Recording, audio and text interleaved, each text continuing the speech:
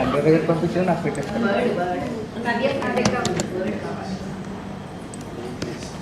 Hello word కావాలి.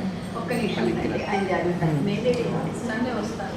Madam Naga network ఎక్కి నేను డిలీట్ చేయించి network admin network admin word file JPG అంటే ఇది జస్ట్ యాజ్ చీజ్గా కాపీ పేస్ట్ చేస్తాం.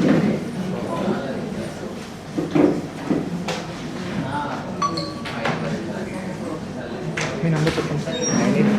98495232.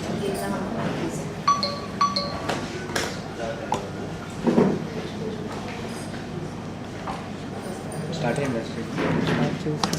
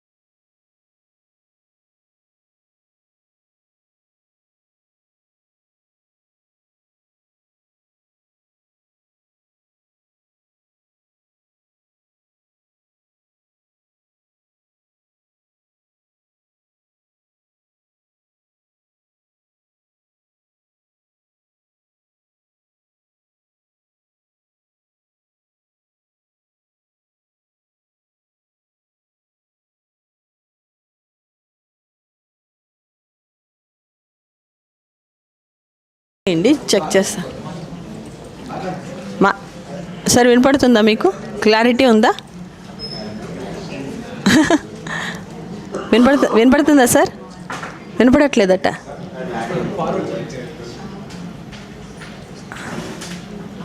మాట్లాడినా ఓకేనా? Okay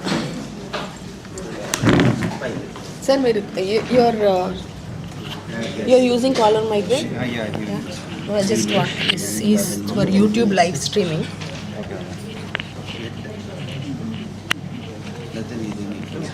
Probably this would be fine. Just check. Hello, వినపడుతుంది కదా? ఒకసారి చూడండి. వినపడుతుంది కదా? దీనికే పెట్టేశాను.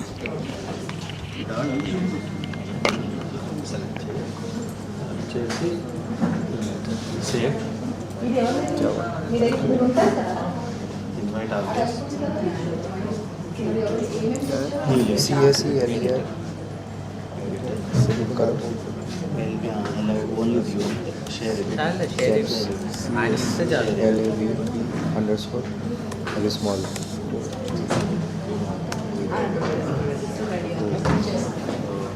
Sir, can you check your email?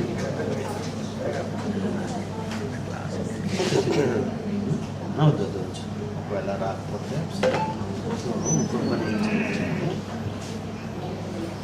ఇట్లా ప్రాసెస్ చేసి Nilesh at the document ready है ना? NWLESH వచ్చింది చూడు. Control V. Didn't come website. I have sent you an email also. NWLESH था ना?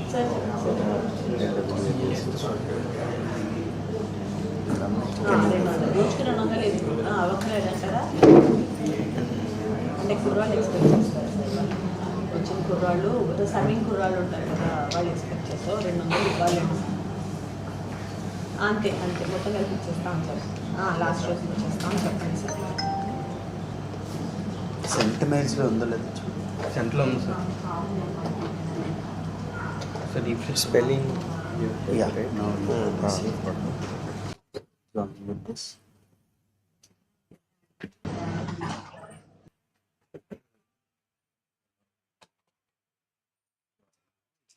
Switch off camera.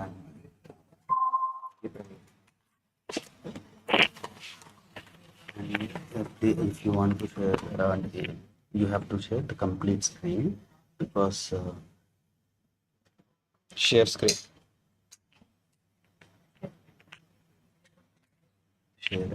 I think it is MacBook. Yeah. Your options are different. Yeah, so we can minimize this Google Meet window and then we can present whatever we want. Entire screen will be visible to the audience. Okay. So if you open any other different file also, it is visible. Point. I think it is not connectable with laptop. No, you need a. I have an extension. Okay. Yeah.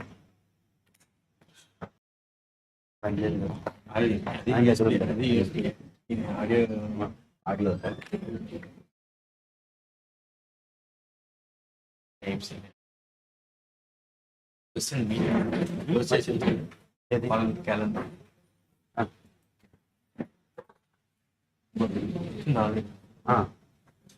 Allow. 2 minutes.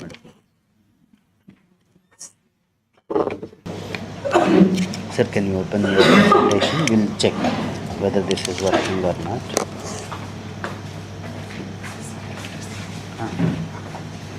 Bottles, water bottles.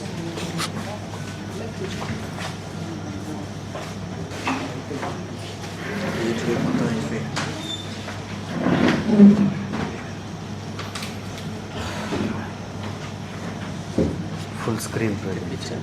Full screen. Sorry, full screen. దాన్ని minimise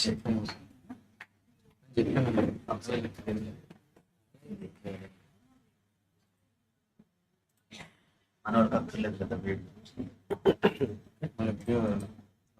camera ఎంత login అయ్యి చూసుకోవాలి.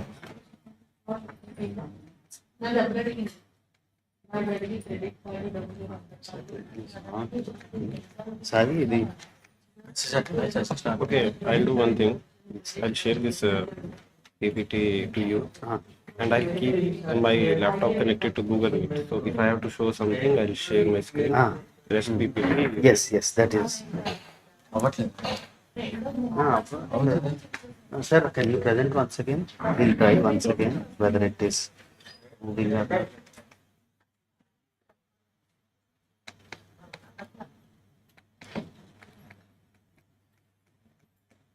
Outline. Okay, I'll share it with you.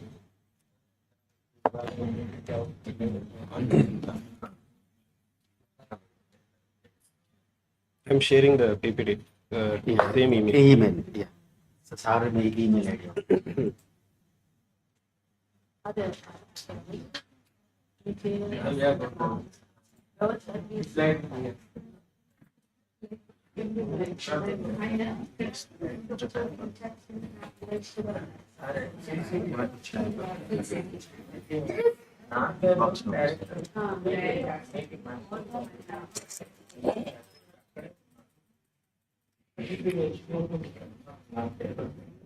Same email.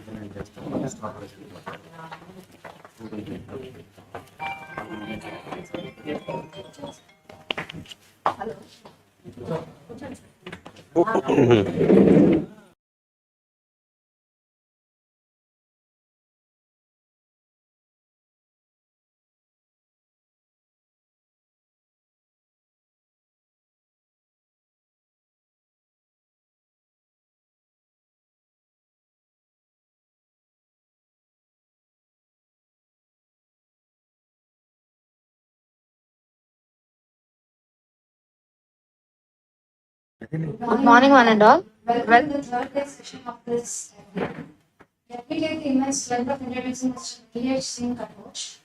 He is currently working as quantum software engineer at Quantum AI Global. He has also worked as quantum research associate and software.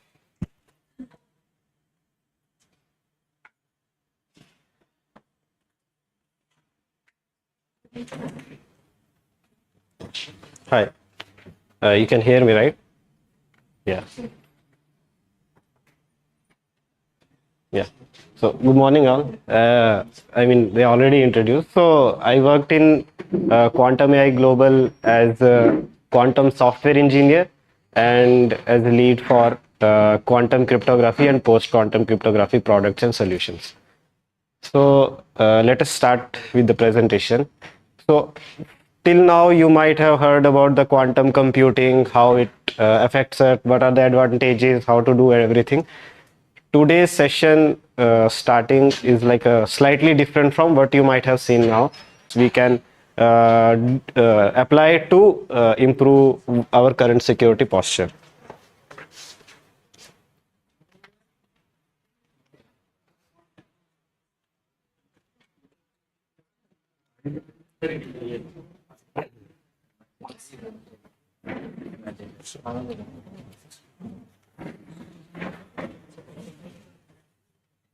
Yeah. So we'll start with the foundations of cryptography. Some of you might already be aware of what cryptography is and how it affects us. But we'll go through it once and then we'll move to quantum safe cryptography. So agenda of today's slide is first, what is classical cryptography? I'll try to tell you a bit about what is classical cryptography, how it affects us presently, and what are the threats that quantum computers bring to the classical cryptography, and how big the impact is. Then we'll go to quantum safe cryptography, how to prevent us, and then what are the standardization efforts that are in place and what the international bodies are working on to move us to a post-quantum era. Some of the algorithms that are being employed, how they are working, what are the mathematical principles behind those. Then we'll go through some.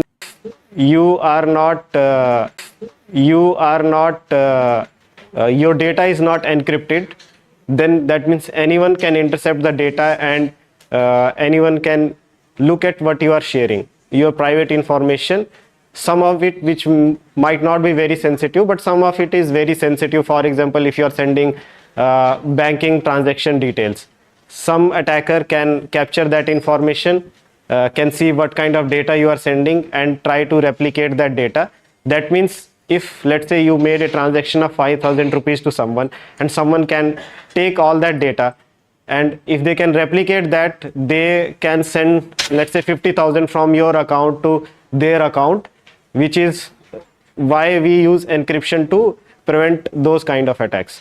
So we make sure that whatever the data we are sending from one user to another user will be encrypted, will be cryptographically secure, and even if some attackers manages to capture the packets, the data packets that you are sending will not affect your overall system.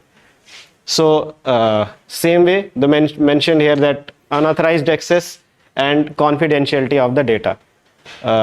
Now, why quantum computer is affecting all that and what are the threats is, currently whatever the algorithms that we use to encrypt the data is not secure, make the current cryptographic systems hard to decrypt.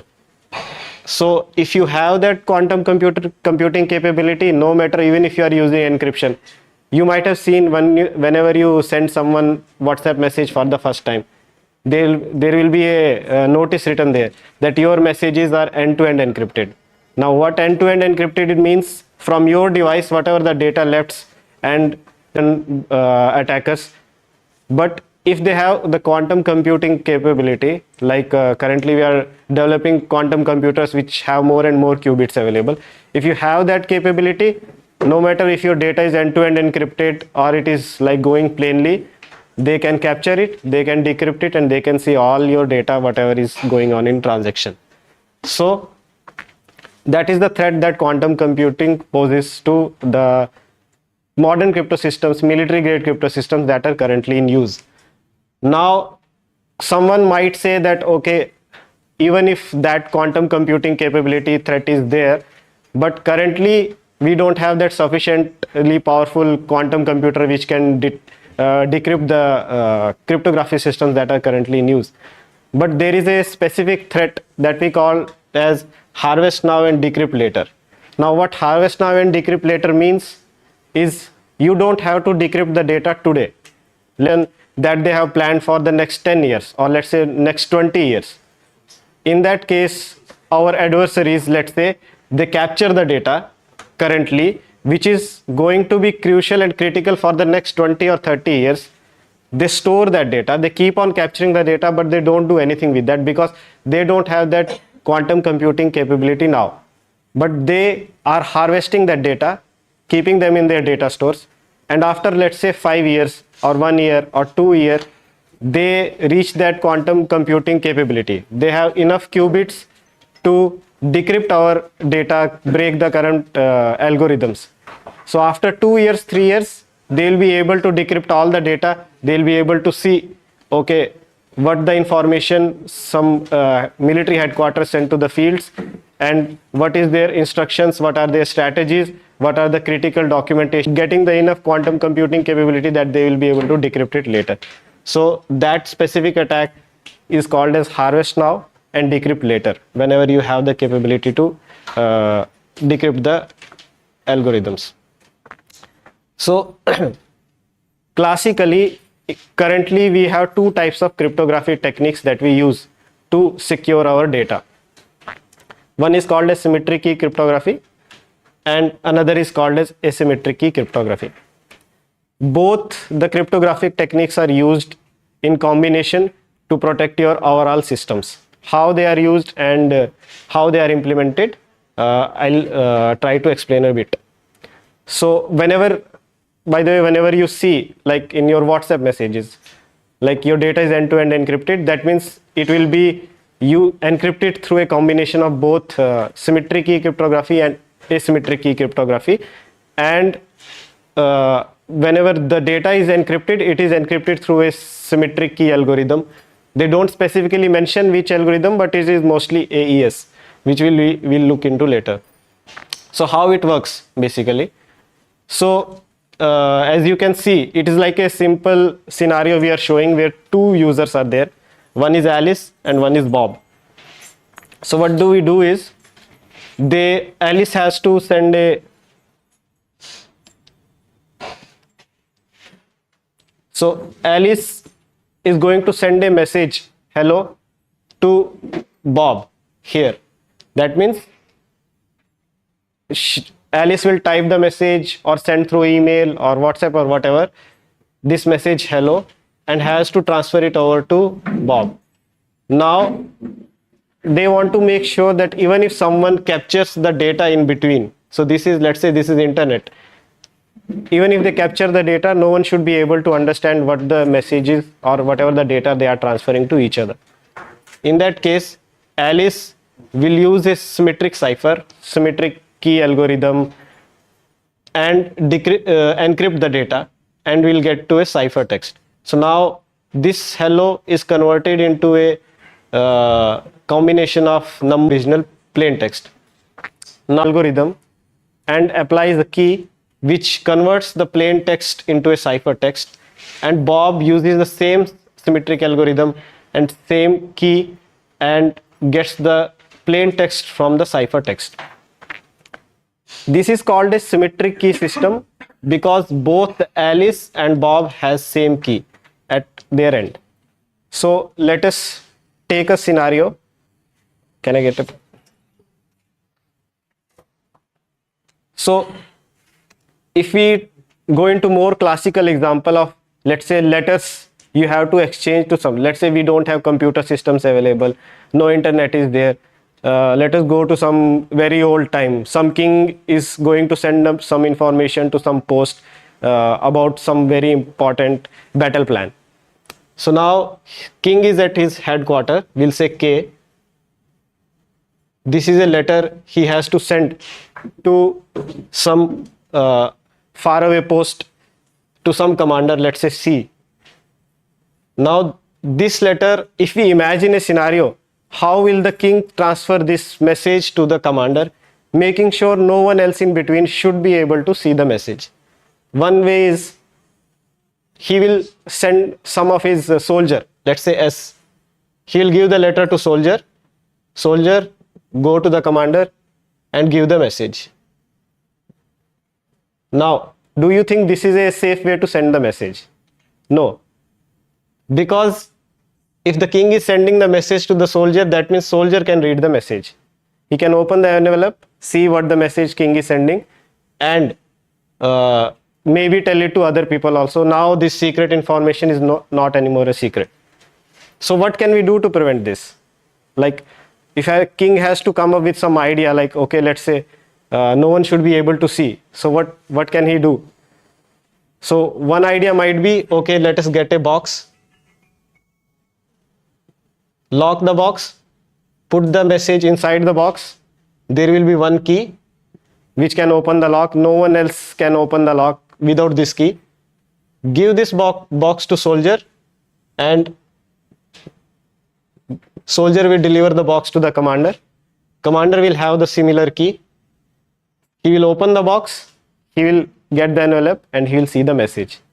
Similar way symmetric key encryption works. Both the parties, Alice and Bob, in our example king and the commander, have a key, same key, that's why it is called a symmetric key. They will have a message that they want to transfer, which we call as plain text. They use a encryption algorithm or symmetric cipher, which in our case is a box. They will use the key to lock. That means it gets converted into a ciphertext. They transfer it over the internet. Here our internet is some soldier that the king is using, and it receives at the end. They will unlock and read the plain text. It is a simple analogy to make understand like how the symmetric key encryption works. This is the basic idea of the symmetric key encryption. Now I have a code example of how this works, but I think we should do it at the end. I'll go through other parts. Now in this scenario, if you see, we might think that okay, information is secure and everything is going properly, no one can read the messages in between. But if you observe carefully, there's still one flaw in this scheme. Their data is not entirely secure because we are missing a key component here. Like if we lock the box and send the box to the commander, and commander uses that key to unlock the box, but the important element here is the key. That means both the king and commander should have the same key.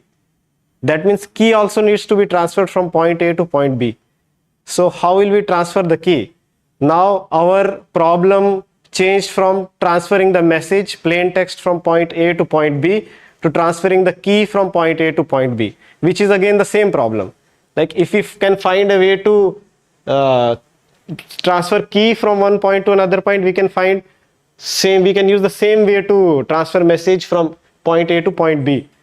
So now we have to solve another problem. So let us consider another scenario.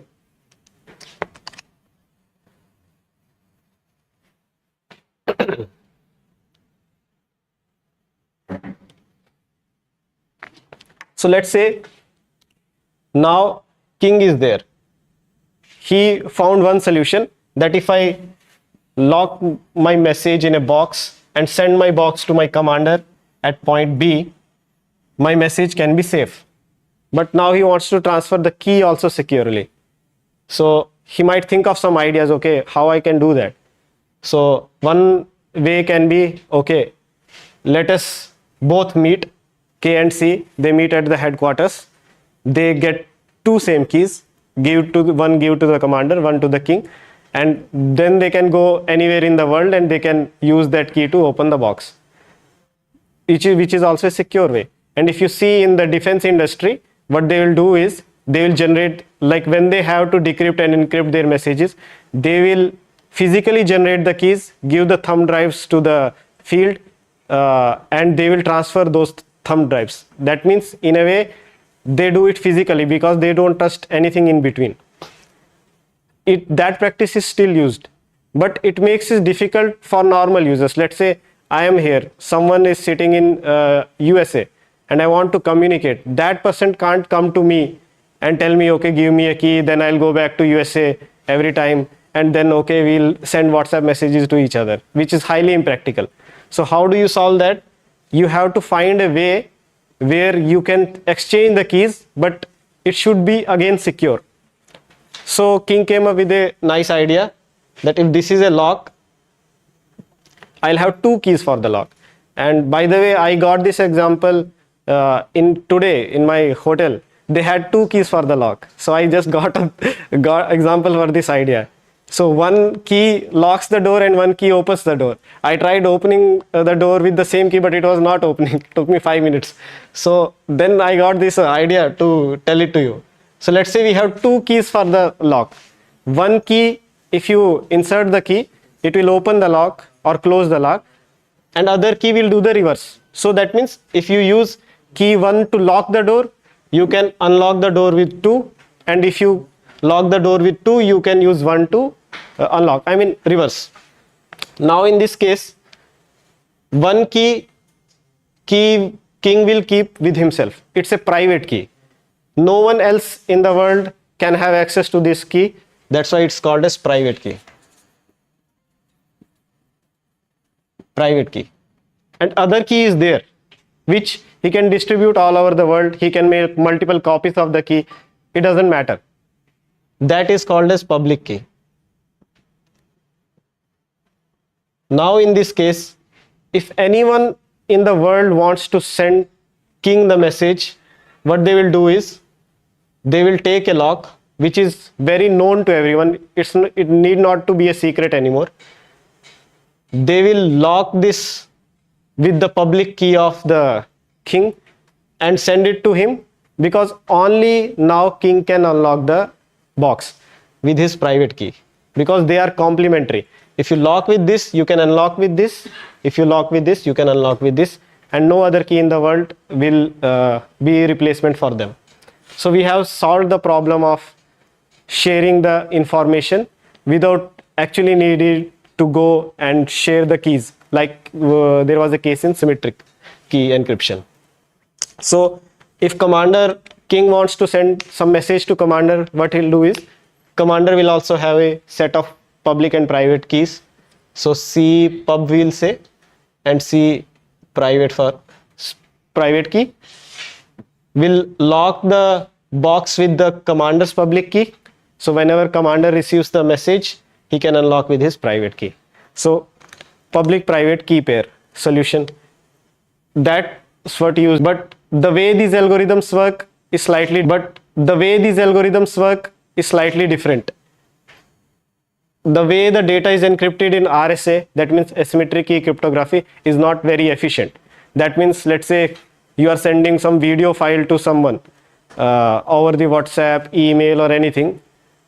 It will take a large amount of time and it's not very efficient to use asymmetric key algorithm. That means it slows down your performance. Now you are streaming some video on YouTube. Whenever you go to a website, you will see there will be on your browser there will be a mark like this, and if you click that, it will say connection is secure. That means, and you might have heard this term very frequently, HTTPS. Whenever you go to a website, if it is HTTPS, it says okay, the website is safe to visit and all. And if it is like HTTP, they will say the website is not secure, go back, do not visit the website, your information, someone might steal your information and all. This means your data is getting encrypted. Now let's say you are browsing over the internet and you are watching some video on YouTube, and if they have to use asymmetric key cryptography to encrypt your data, it will take a large amount of time and it will definitely be like slower performance and will affect the user's experience. So that's why they have to use a combination of both symmetric key cryptography and asymmetric key cryptography, where in symmetric key we saw key needs to be same at both ends. So they use asymmetric key algorithms to share that key initially, and once the key is shared securely, then they can use that key to further encrypt and decrypt the data using the symmetric key algorithm.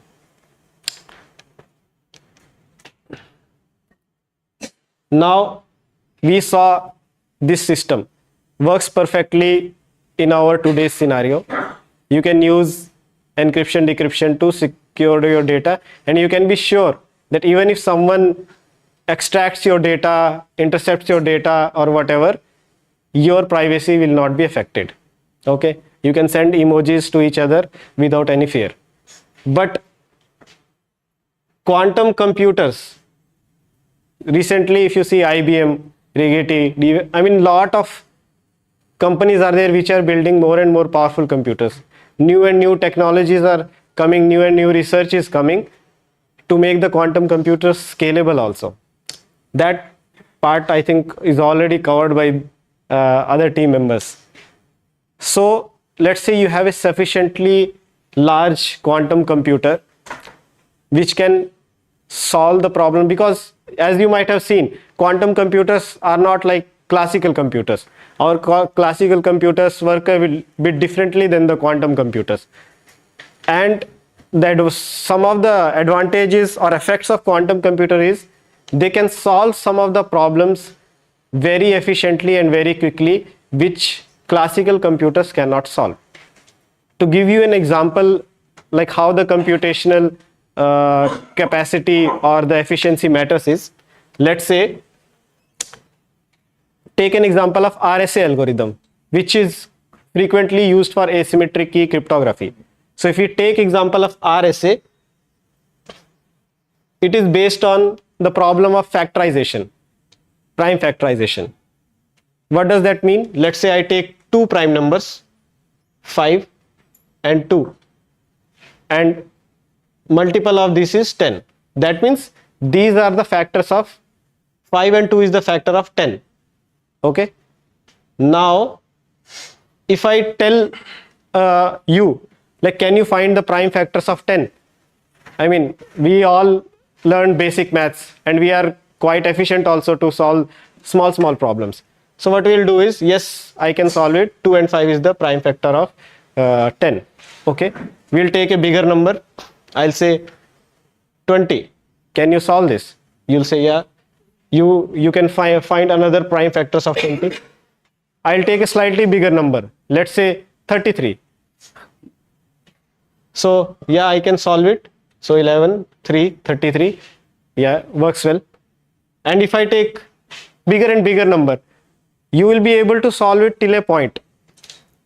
But if I give this to a nursery class student and tell him, can you solve this and tell me what are the prime factors of 33? First of all, he won't know what is prime, and then he won't know what is factor. Then how can he find the prime factors of 33? But you can do it. That means your computational capacity is bigger than a kid. And if I keep on increasing the length of this number and I give you something like, can you please solve the prime factor of this number? You will be like, no, I can't. And even if you can do, it will take you a very long time to find prime factors of this number. Same way is the scenario with classical and quantum computers. Some problems classical computers can solve easily. So let's say this is a classical computer problem. A classical computer, you give this problem to classical computer, it will be able to solve quickly. And some problems it can't solve quickly. So a nursery class student is our classical, or let's say we are classical computers. We can easily factor this number 33, but we can't factor this number very efficiently. It will take us a very large time. So RSA algorithm, which is currently in use based on a prime factorization problem, can solve small numbers easily, but it will take a very large amount of time to solve this. So let's say I have some secret information, some defense, Ministry of Defense, some secret information to someone, and some confidential data, and I here as an attacker am trying to decrypt it, but it will take me, let's say, 200 years to decrypt that information. After 200 years, that information is not valuable anymore. So even if I am able to decrypt that information, it's of no use to me. But if I give that same information to a quantum computer which can solve it very quickly, then let's say after 10 days or 20 days I am able to decrypt that problem. It is a big challenge for security. So in quantum computers, we can run certain type of algorithms which are not possible in classical computers. Two of those algorithms are, one is Shor's algorithm and one is Grover's algorithm. So Shor's algorithm is optimized to solve problems which are used by the asymmetric key cryptographic algorithms like RSA and ECC, and Grover's algorithm is optimized to solve problem for symmetric key cryptographic algorithms like AES, which is currently in use. Now these two algorithms affect the crypto systems differently. So Shor's algorithm, if you give it a solution for us to prevent that, is to migrate our cryptographic algorithm like RSA and other algorithms like Diffie-Hellman, DSA, ECC to a quantum safe cryptographic algorithm. The Grover's algorithm, which affects AES and other hash functions, it reduces their security by half. That means if currently you are using AES 256 shows that it has a security bit length of 256, it will be reduced to half. That means now its security will be only of 128 bits. So if you are currently using, let's say, AES 128 for your encryption, what you have to do is you have to use AES 256 everywhere, so that even if someone tries to use Grover's algorithm to search, it will not affect your systems. Now, what the current international industries organizations are doing to prevent all this? So what we are doing is NIST, which is a standardization body of United States of America, has started a program in 2016 to finalize some of the algorithms which can be used to replace RSA, AES, those algorithms that we saw.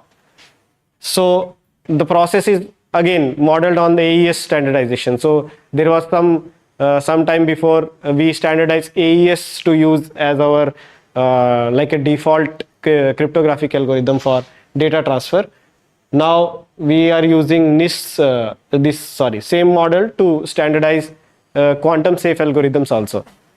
There are many organizations involved in the standardization process, which includes industries, which includes universities, which includes other standardization government bodies also.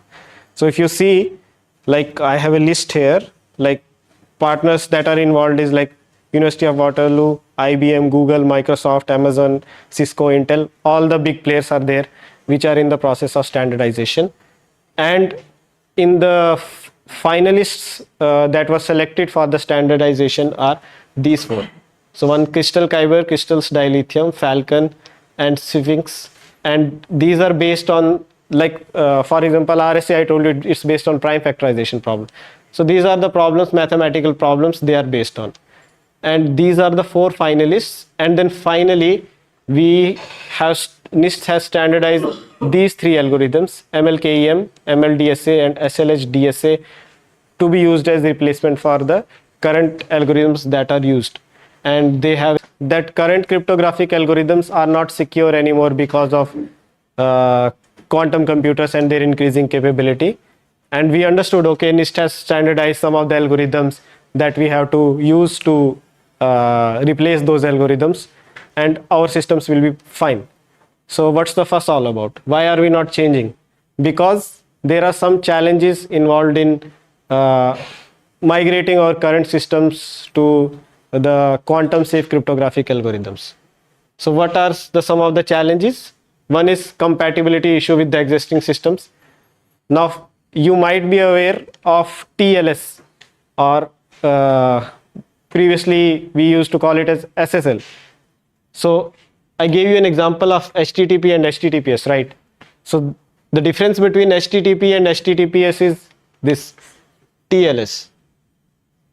We use a handshake between two communicating parties to share those keys that we discussed earlier, and we make sure that our data is encrypted. That is done through TLS. Before transferring any data, we do a TLS handshake and we make sure that our data is encrypted afterwards. Now, if you see the process of handshake,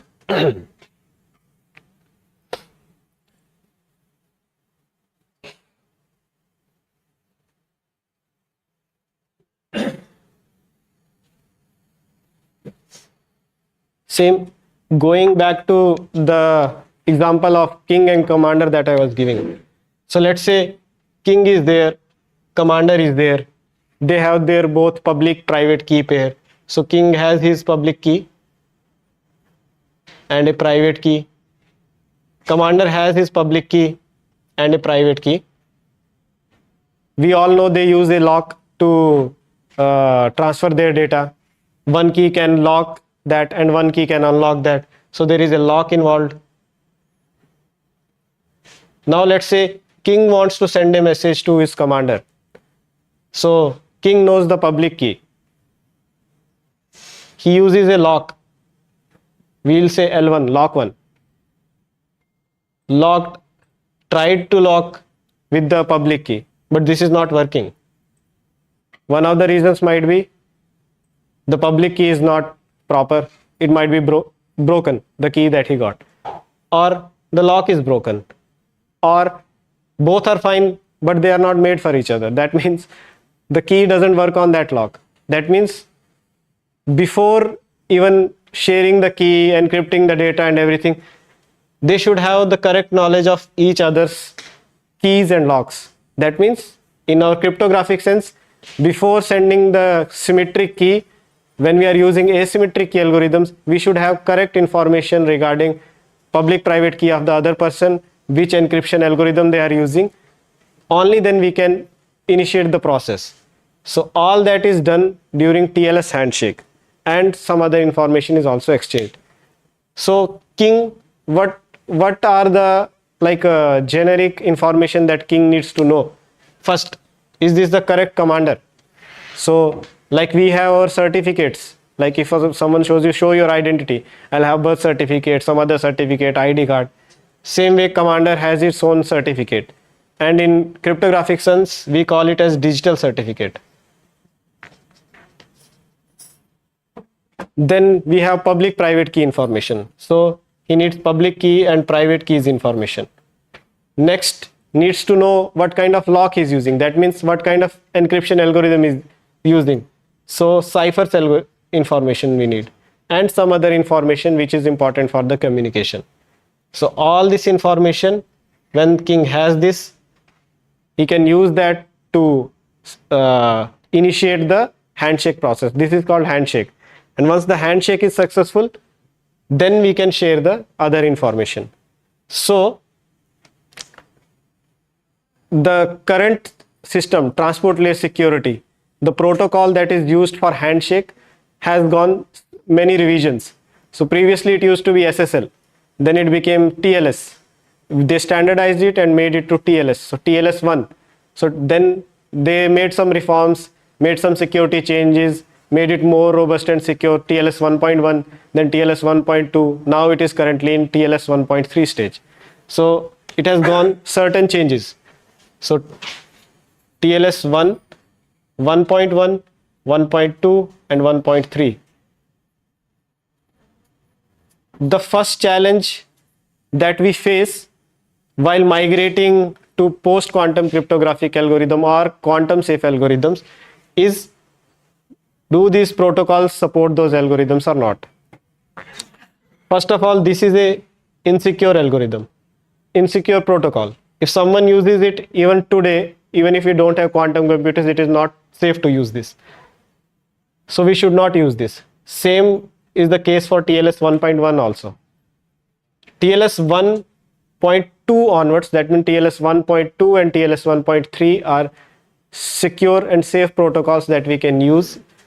But TLS 1.2 doesn't support quantum safe algorithms. So if you do a handshake with any website, like let's say Google you visit, YouTube you visit, or some banking website, they will use TLS 1.2 as well as TLS 1.3. Some websites don't use TLS 1.3 at all. So if they don't use that protocol, how can you migrate to quantum safe algorithms? Because it is not, have shifted to a different type of algorithms. That means the key size that was used previously for encryption and decryption is now different from what used to be. And as you can see, like for example, the currently widely used algorithm RSA has the key size of 256 bytes only. But if you use one of the post-quantum cryptographic algorithms like Kyber, its key size is greater than 1 KB, which is like a huge difference. So it will slow down your communication, it will have computational overhead, and it might also not work on some of the protocols.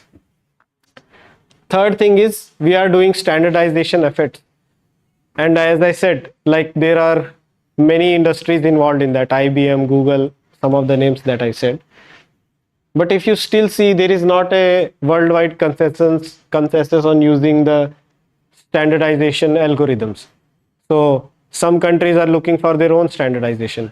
Like, okay, we won't trust the NIST, we'll use our own standardization process. Computing capability is growing very fast. That means we don't have much time to, let's say, take a 10 years or 20 years to move the process, select one algorithm, check everything and finalize, because our computational capacity is increasing. Very soon bad actors, some nation state actors will have the capability to decrypt all your data.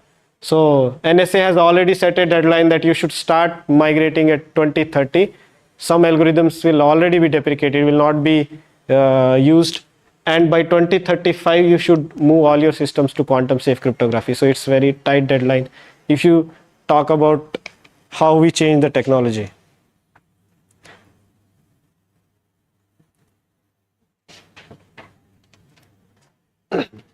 Now let's come to quantum safe cryptography. We heard till now about what current classical cryptographic systems are, how they are affected. Quantum computers are very bad for cryptography, not they have other useful applications. But now what to do? We know, okay, now we have to use quantum safe cryptography, but what is quantum safe cryptography and how it works? So quantum safe cryptography, a small example that we took of RSA based on prime factorization, everyone understands that much basics. So what is quantum safe cryptography? So quantum safe cryptography is not something like very hard. We use quantum computers, quantum hardware, nothing like that. It is based on some mathematical problems that even quantum computers can't break easily. As simple as that. So let's say the example I gave of prime factorization. If you can break this easily, but you can't break a very large number easily. Similarly, we designed some problem for quantum computers which even they can't solve easily. Same mathematical problems which are hard for quantum computers to break. And we have basically 4 major types of mathematical problems on which we design our quantum safe or post-quantum cryptographic algorithms. First is lattice-based cryptography, code-based cryptography, multivariate polynomial cryptography, and hash-based cryptography. I'll go through this. One of the examples, I said 3 algorithms are standardized by the NIST, MLChem, MLDS. Some algorithms were submitted from these 3 other problems also. Now, this, I almost explained this, like why quantum safe cryptographic algorithms are different. So, first is computational capacity. Like we already know there are some problems like polynomial time which can be solved in polynomial problems. Then there are problems which are non-deterministic, which are non-deterministic polynomial time. NP problems we call them. And there are many problems which based on the principle which are very hard to which is very hard for quantum computers to solve. And one of the problems that we discussed based on lattice based, code based are come under these kind of problems. Now the asymmetric key cryptography, it was designed way back like in 1970s, and if you see like RSA and those algorithms, Diffie-Hellman's, their history go way back, and then some algorithms are designed on top of those algorithms. And if you see the problems to solve those algorithms also came in the similar time, like the Shor's algorithm that we talked about earlier, the algorithm came way back, but we didn't have enough sufficiently powerful quantum computers to actually implement those algorithms, and now we are getting that capability.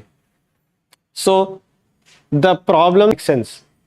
So let's say you found a very good mathematical problem that no one can, no quantum computer, classical computer, or anyone can break, but it might not be useful for you. It might not be useful for cryptographic purposes. So let's say you take a problem of prime factorization example, and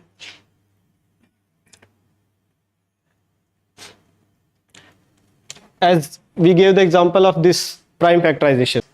So this is a worst case hardness for the same problem.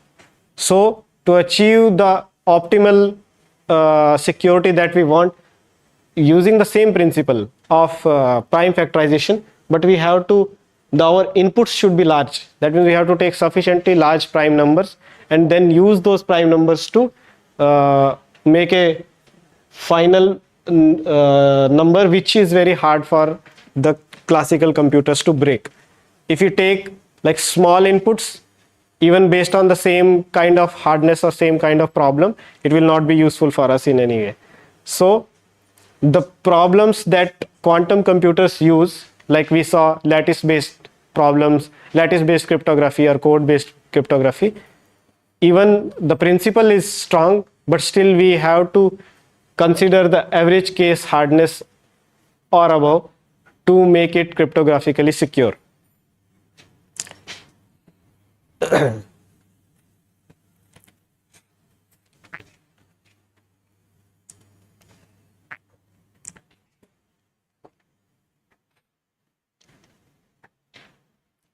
Now let's talk about lattice based cryptography, because the algorithms that we discussed like MLDSA, they are based on the lattice based cryptography. So I'll try to give some examples regarding how the lattice based cryptography works.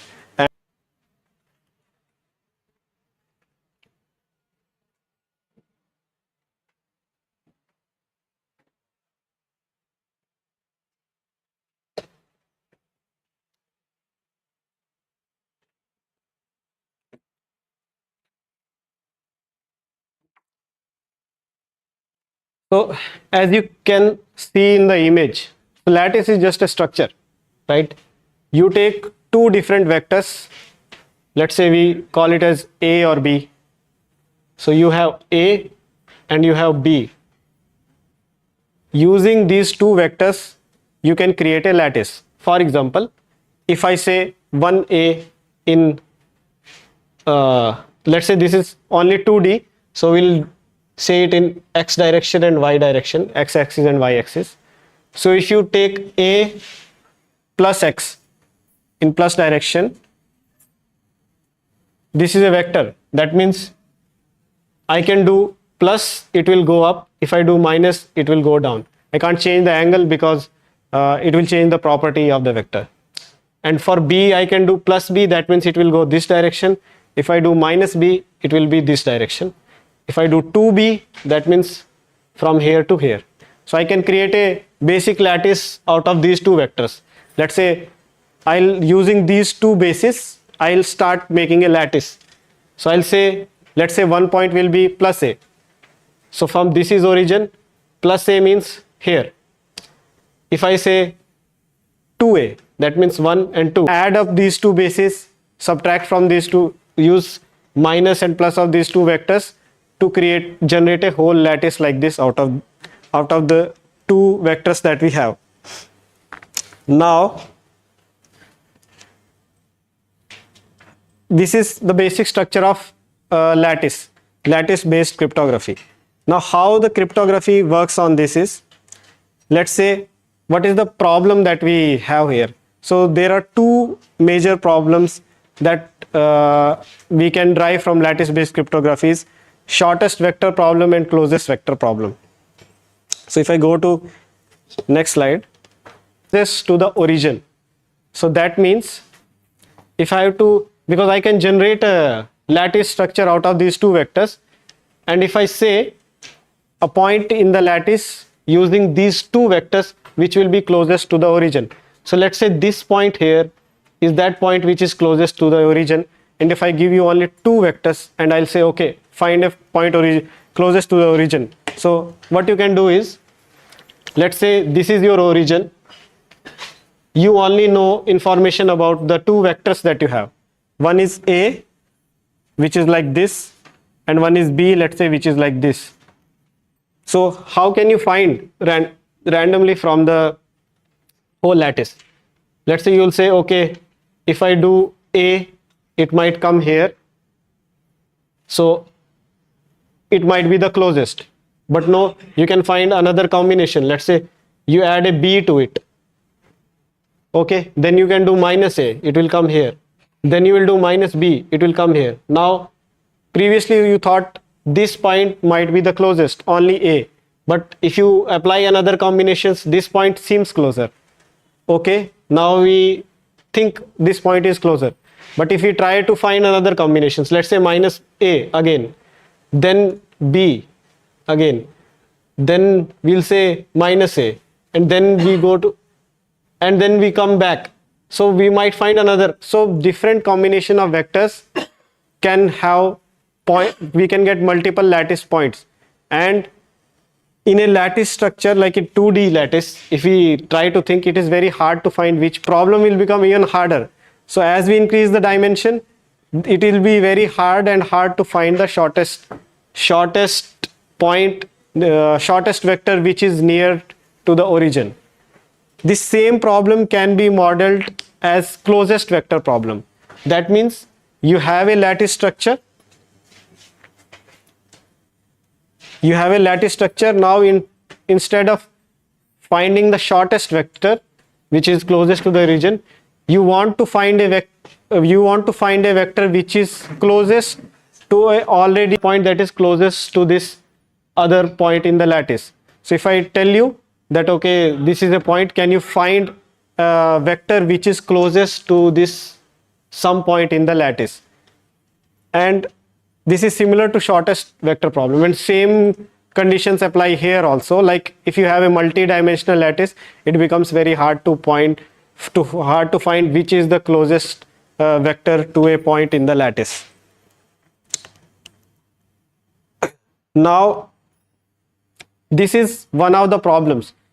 Might seem very hard that okay, closest vector, how do we find that and all, but when used in a cryptographic algorithm, if we try to model, and because obviously computers are very fast and efficient to solve the problems might seem to you a message like secret message.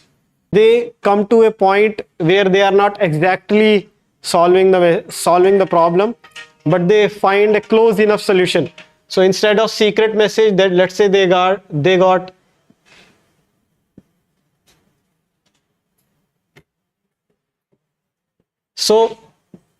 this. They were not able to solve it completely, but they got this. Now using some of the already knowledge base that they have gained, they can try to understand okay, B is used as a replacement of E. So if I do this, it will become secret, and if I know this is secret, then I can determine the next word can be message. So I can get information even if I'm not. Is used with the lattice based cryptography to solve to make a cryptographically secure algorithm is learning with errors problem. There will be a 15-minute time. Session will be this. Yeah.